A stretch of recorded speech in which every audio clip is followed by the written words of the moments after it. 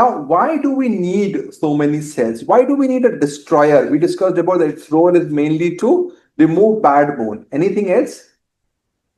So that infected bone or... So that we discussed. So infected dead bone is removed by the osteoclast. But any other role you think osteoclast plays? Is the process of modeling and remodeling. So what is modeling and what is remodeling?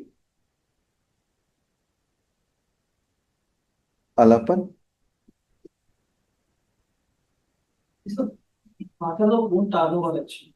The bone is forming and at the same time it is getting dissolved actually. So, so when you make a structure, let's say a building or something, you will first make the structure completely and then you carve out areas of that. So there will be modeling part and then you will remodel and you will keep on doing that so as to make sure that it remains stable structure from that regards. So modeling process basically is that from the outside you've got the osteoblast which is forming, and from the inside you've got the osteoclast. So all the bone, it's not just chalk. There is also a cavity area also. So that is formed by the osteoclast in that regards. And remodeling is a process by which you will start off. Basically, there is a bone forming unit. And this bone forming unit will be traveling to different parts of the bone and the body depending upon the requirements at that particular area. So essentially, you will have an activation.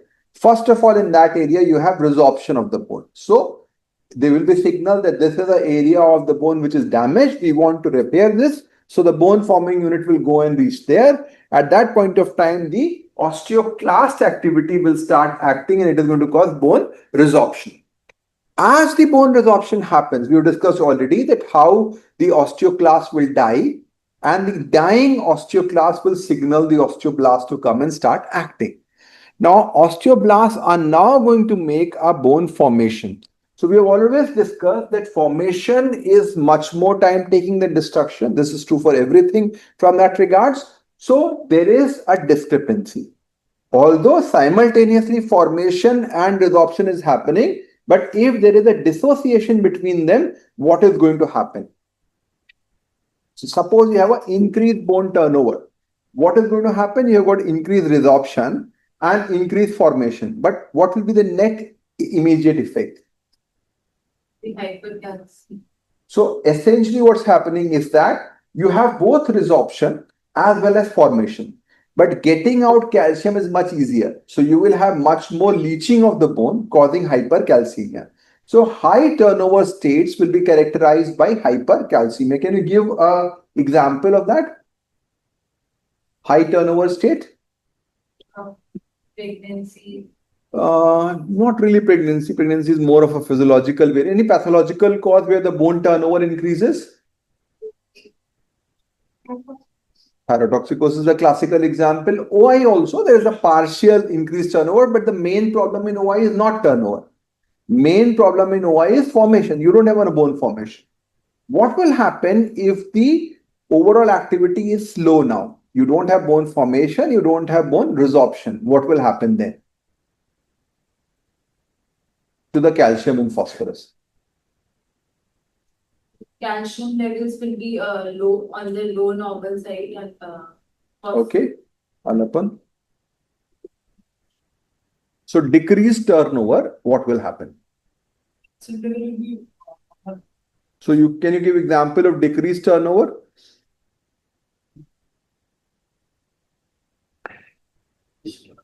So increased turnover, you talked about thyrotoxicosis. Rickets is also increased turnover state. What is immobilization? increases the turnover.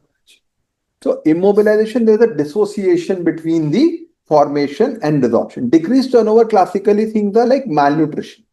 Classical example would be something like decreased turnover scenario will be renal tubular acidosis, where so ALP levels will be low. So that is the classical example from that perspective. So this is going to cause bone formation, and mineralization process takes a lot of years. So in the body, at any given time, you have got 1 million bone forming units. So there is a big amount of units which have both osteoblast, osteoclast. It's like you've got a full railroad. You have a repair one. They will go via the vehicles at different point and they will do the needful. First, they will break it, then build it, and then mineralize it. This is how it works. And 10% of our bone is remodeled every year, which last time I talked about 10 years, the whole skeleton is changing. If you now put things into perspective, the osteocytes have a half-life of 25 years. So they are really outliving the whole skeleton. So they are the one which are the permanent feature, you can say, of the bone. All the other cells will go off quickly. Osteoblast, after they form, we discussed they will die. Osteoclast will definitely die. So this is they are short-term things. But they are the main, they are the chief engineers, you can say, controlling the whole process from outside. So now the very important thing is about bone strength and what determines the bone strength. So we discussed about bone strength. We said that it's not just about density. It's also about the geometry. It's also about the cortical thickness. It's about the length of the bone and a lot of other factors. But if you look at the most common determinant, of course, is the bone mineral content. So what is the pattern of bone mineral content over age, Dr. Nimisha? What happens to BMC over age? BMC increases with age, mostly during pre-pubertal period. So it continues to increase and then it will, at some point of time, it will become stable. So if you talk about BMC gain, can you think of the curve of BMC gain or BMC velocity? The bone mineral content increase velocity curve will mimic which curve? Not sigmoid. So sigmoid would mean, okay, you're saying BMC is increasing and then it becomes static. But what I'm saying is that gain. So gain will be highest and it is going to come down.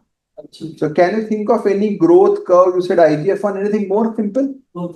So it's typically growth velocity. So IGF curve is basically growth velocity curve. So this is what happens. Initially, you are gaining at a lesser period. Then as between 10 to 18 years, pubertal age groups, your bone accrual becomes maximum. There will be a time when you will reach a peak and then the accretion will become low. And after around 18 to 25 years, you are not going to gain any bone ultimately from that regard. So that's why we talk about building your bone balance. If you have a good bone balance to begin with, you will survive better. So this 10 to 18 years is very crucial as far as the bone growth is concerned. Now this is for girls, and you see in terms of boys, so boys will of course have a later onset and they will continue for more, their peak is more. So all those things are going to explain that they have a higher bone mineral content compared to the girls. Now, if you compare this graph to the growth velocity graph, what is the difference? At what age does the growth velocity start to peak in a girl and in a boy? Around 11 years of age, there will be. So here you are seeing the peak happening around what time? 12 and a half years.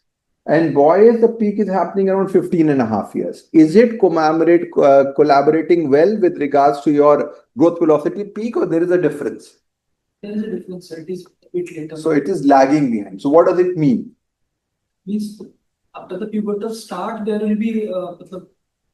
So which will stop first? Height accrual or BMC accrual? Height will be stopped first. So what is very important to understand is that your height has become more, but the bone mineral content is not maximum, which means that young adolescent individuals will have relatively lower bone mineral content per area. So the BMD would be less in that age group. That predisposes to a lot of fractures which are happening at that point of time. So there is a discrepancy between limb lengthening and limb strengthening. You can say bone growth and bone mineralization, they are not parallel. So that is why you will have hollow bone for some time and then bone is going to be mineralized. So that's why you have got a lot of fractures happening around the time from that perspective. So the peak is different. So the sequence, as I discussed, length increases first. This is for the length. This is when you have the female maximum pre-growth velocity around B2 and males will be around 10 to 15 ml/TV will be the time. Then the width of the bone will increase and mineralization will increase the last. So this is very important. So first people say only the hands are becoming longer, then they are becoming wider, then they are becoming stronger. So this is the classical one, and density of course will increase. And it is definitely after adulthood. That is why when you give growth hormone therapy for increasing bone mineralization, the European or the UK society talks about 25 years as a cutoff as to till when the growth hormone is to be given. So which means that the bone mineralization is happening much beyond your final height, at least 5 to 6 years. And that predisposes these individuals to fracture risk from that regards. Now, very importantly, we have discussed that 80% of bone mineral density is determined by genetics. Only around 10% or 15% is all the reversible factors. Most important is physical activity, which Dr. Vibha last time said is weight bearing, stretching, exercises, and a 5% about is vitamin D, calcium, everything. So if you run a regression analysis of how do you know this is 80%? So you say 80% is because of genetics, 15% is because of this. How do they come to that figure? Long-term follow-up after changing the modifiable factors, we followed up the bone. So what will you do? You have bone density of everybody. You have got 10,000 people whose bone density is there.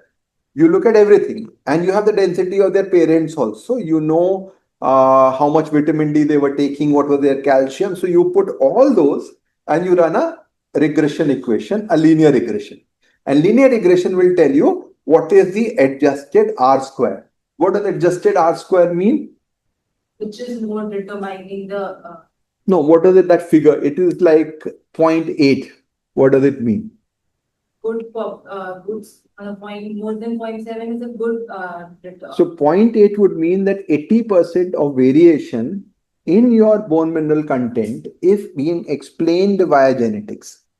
So R square, adjusted R square, that's how you will know that. So people have found that 5% you can be increasing that. But that 5% is not trivial. If you have a 10% increase in your bone mineral content, 50% fracture will become less. So it's not that effect. But if somebody asks whether giving vitamin D is going to increase your BMD hugely, no, it's going to be 5%. But that 5% may also be very much good enough. Physical activity and vitamin D both 15%. That can really save a lot of fractures ultimately in that perspective. And the main reason you're worried about bone is fractures.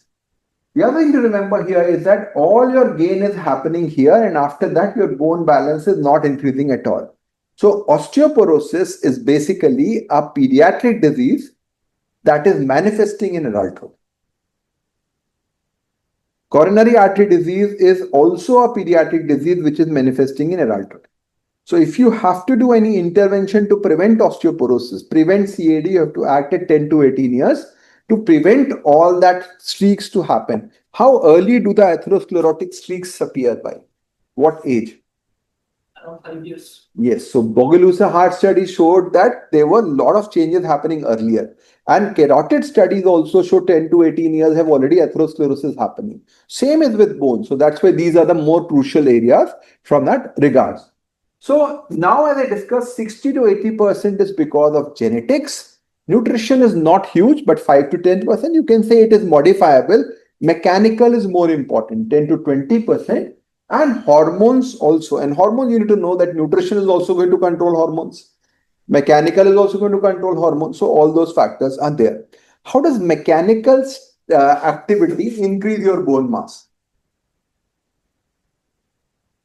It increases the osteoblastic activity, right? How? We discussed a very, very clear pathway.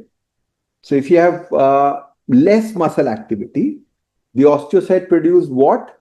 Which inhibits sclerostin. And when you are active, sclerostin becomes less and your osteoblast becomes more. If you are completely inactive, the osteocyte will die and then the whole bone will go. So this is an important part to remember. So we'll talk a bit about hormones. So which are the major hormones which regulate bone mass? Sir, PTH and calcium. PTH and calcitriol. What else? Then that calcitonin could be helping in the... How much is calcitonin? Sorry. If you remove the thyroid, what is going to happen? Calcitonin will be zero. But does it make a difference in your calcium? Doesn't make a difference. Other hormones like growth hormone, estrogen, and prolactin have also. So very important will be sex hormones. So we all know that the puberty is the time when your bone is growing. So of course, testosterone, dihydrotestosterone, estrogen, all group of hormone will be there. Cortisol is the major inhibitor of bone. We all know that. Growth hormone IGF-1 are also peaking in puberty, so they will have a potential role. What about thyroid? Negative effect on.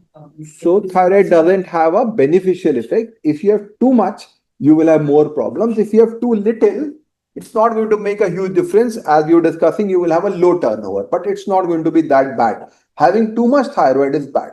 So based on that, endocrine disorders causing low bone mass are? Cortisol excess. Yeah. So any of the glucocorticoid induced osteoporosis. In cases of hyperthyroidism. High thyrotoxicosis, iatrogenic also. So people have shown that if you treat and you maintain a TSH on the lower side, that also is bad for the bones in the long term. Hyperparathyroidism can. Yes, definitely most important. Calcitriol deficiency. Not that much. More common. What is the most common cause of osteoporosis? We discussed last time also. Most common cause of osteoporosis. Deficiency of which hormone? Estrogen. Yes, so estrogen deficiency, that is the most common cause. And then all those things may have dramatic effect, they are less common from that regards.